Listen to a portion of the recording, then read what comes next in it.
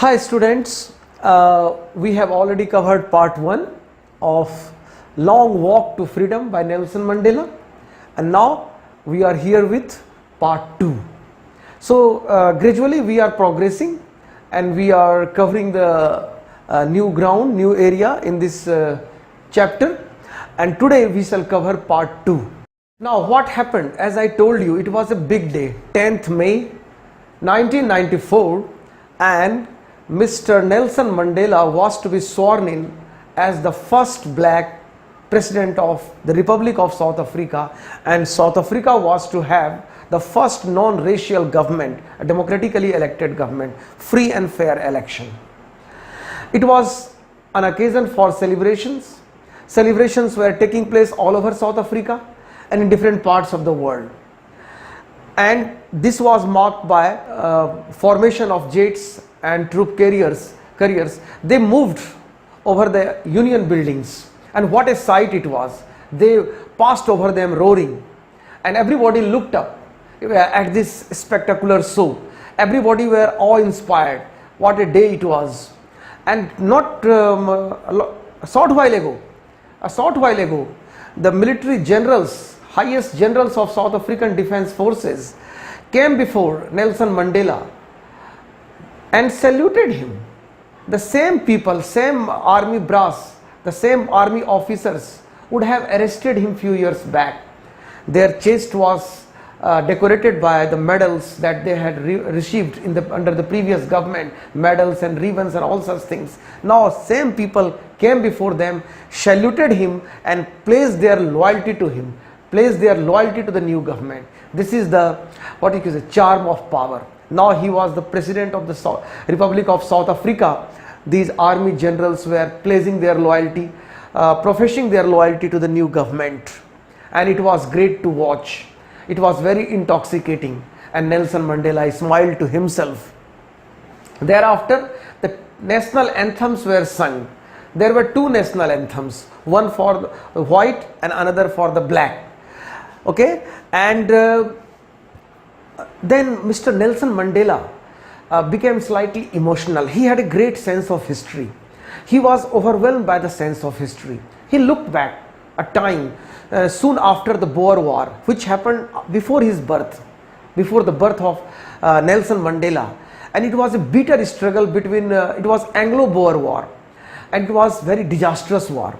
And after the war, the white people of South Africa, I mean white rulers of South Africa, and the black people, they entered an agreement, and this agreement was in fact imposed by the white people on the blacks, and this was a very arbitrary and unjust agreement which imposed on the colored people and black peoples a kind of system in which they suffocated, they did not have any freedom, and it created a structure which was inhuman. And finally it created a society which was inhuman, oppressive, from which they got freedom only 100 years later. Now Nelson Mandela was in his 80s, and finally in the last decade of the 20th century, he got freedom for the blacks. He got elected as the president of the Republic of South Africa, and it was a great day. But before that, it was, as I told you, a long walk to freedom. It was a losing battle against a hopeless system, a very cruel system which had been structured over the years. The system was oppressive and inhuman, but finally the day came when all the people of Africa were free. They had got back their rights, they had got back their freedoms, but it was a long walk. But that day did not come all of a sudden. As I told you, long walk to freedom, a long struggle it was. Unimaginable. We can't imagine the sacrifices of the thousands of the people who sacrificed their lives, who destroyed their own life for gaining freedom for the blacks and colored people of Africa. And courage and suffering, their courage and suffering, you can't praise much because words will fail you. It was impossible. As Mr. Nelson Mandela felt on that day, their courage and suffering can't be counted, can't be described, and can't be repaid. their sufferings can't be repaid, because what they had done was impossible to be paid back. Though it was big day for him, he had won victory, he had got huge success, and he had won rights for the blacks and freedoms for the colored people of Africa, South Africa. But he was aware, he had a great sense of history. He had not forgotten what the patriots of the South Africa had done. The black people, their long and hard struggle, he had not forgotten. Their sacrifices and their courage could not be counted and could not be repaid. It was nearly impossible. The sacrifices that the patriots of the South Africa, the black patriots of South Africa had made for the country was impossible to be repaid. He was quite aware of that. And there was a long line of patriots before him, and he felt that he was the sum total of them all, because he was standing towards the last, at the end of the line. But before him there was a long line going into hundreds of years, and he felt that he was the sum total of them all. But he realized how helpless he was. He could not thank them, because thanks were not enough what they had done for the country. And he wished they were present on this occasion. He wished they could have known what their sacrifices had achieved for the country. It was because of their sacrifices that South Africa won freedoms for the black, rights for the black. It was the long line of sacrifices that all the patriots, all the people, freedom fighters of black freedom fighters of South Africa were present on the occasion, and they would have been present here, and they would have learned what their sacrifices had won for the country. Finally it paid off. Finally their sacrifices paid off, and the people of South Africa, I mean the black and colored people of South Africa, the oppressed people of South Africa, finally saw the light of the day, light of the freedom, and it was because of their self-sacrifices.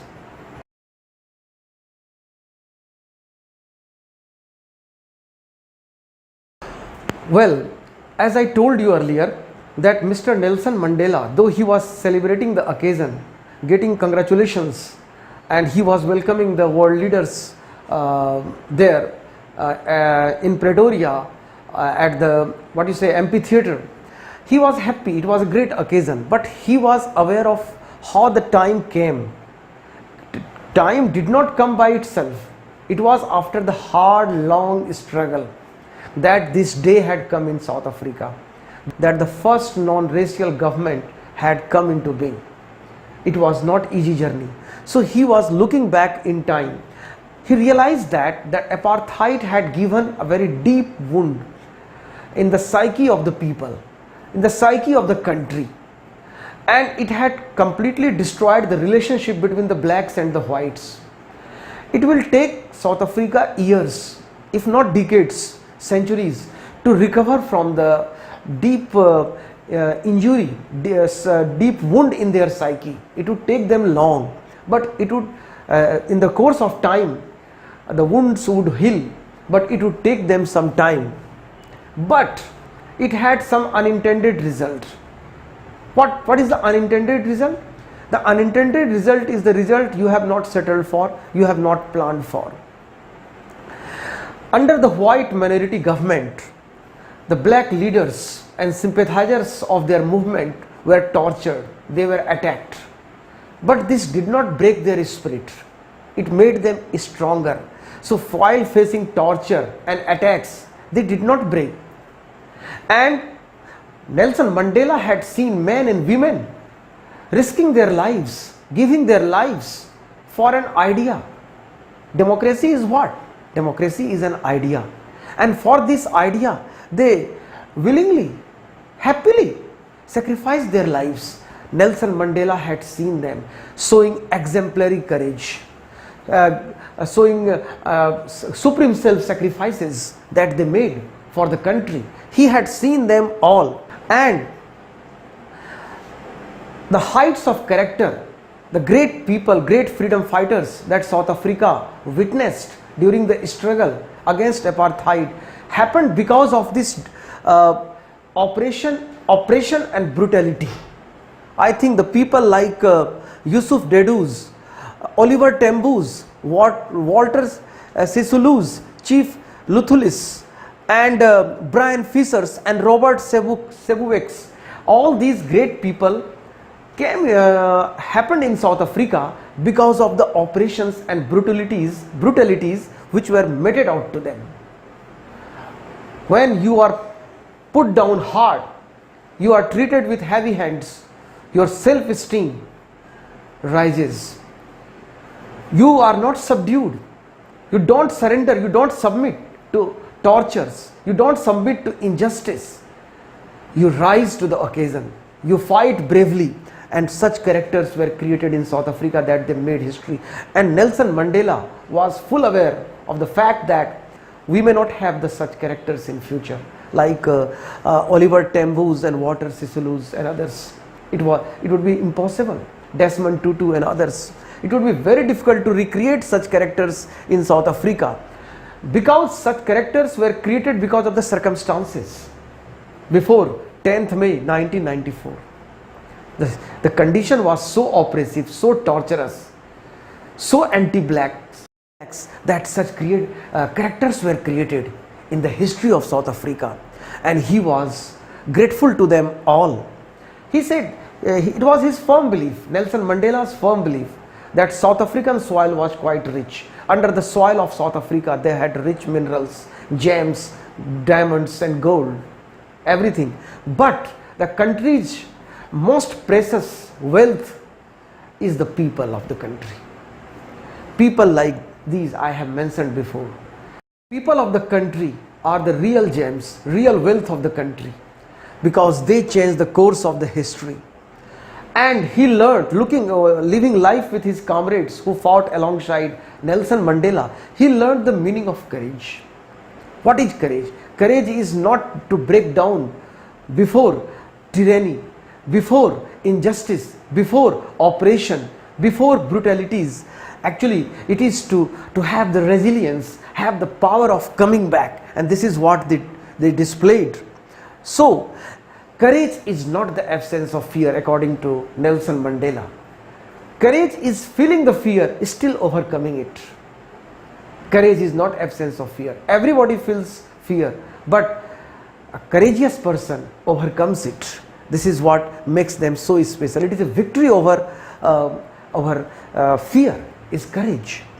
And he had seen the glimmer of human goodness. Even in the prisons, when he was leading hard life, he saw the guards, he felt their smiles, how their eyes lit up, and these fraction of moments gave him courage, that the flame of human goodness, as he concludes here, the flame of human goodness can be hidden, but it can't be extinguished.